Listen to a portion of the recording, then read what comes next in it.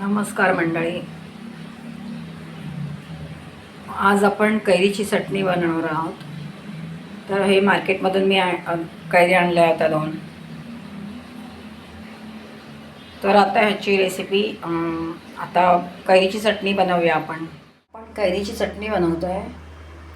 तर मी हे कच्ची कैरी कट करून घेतली आहे मिक्सरच्या भांड्यामध्ये. आता ह्याच्यामध्ये आपण कोथिंबीर घालायची, मिरच्या घालायच्या. तुमच्या आवडीनुसार तुम्ही मिरची घालू शकता, कमी जास्त प्रमाणात. मी थोडासा खजूर घातला आहे कारण का हे कच्ची कैरी जास्त आंबट आहे. 2-3 लसणीच्या पाकळ्या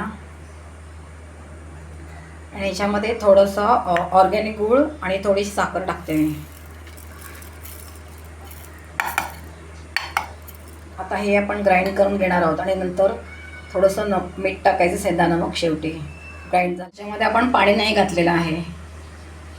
तर चटणी तयार झालेली आहे. त्याच्यामध्ये थोडंसं सेंधा नमक टाकायचं आणि आता ह्याला फोडणी द्यायची आपल्याला.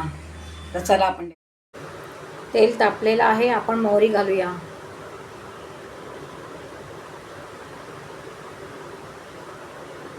आणि कढीपत्त्याची पानं घालूया.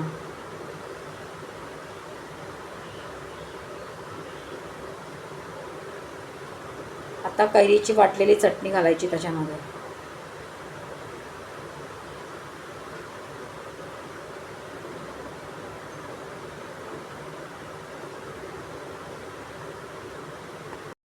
आपण अजिबात पाणी नाही घातलेलं आहे आणि तिला मोहरी आणि कढीपत्त्याची पण आपण फोडणी घातली आहे. त्यामुळे ही 5 दिवस तर सहज टिकेल. आपण फ्रीजमध्ये पण ठेवू शकतो. पीठ घेतलं आहे आपण थोडंसं. आपण ही कैरीची चटणी बनवलेली आहे, त्याला तडका पण दिलेला आहे. आणि आज भाकरी केली आहे मी नाचणीची. तर आजचं जेवण आहे नाचणीची भाकरी आणि चटणी.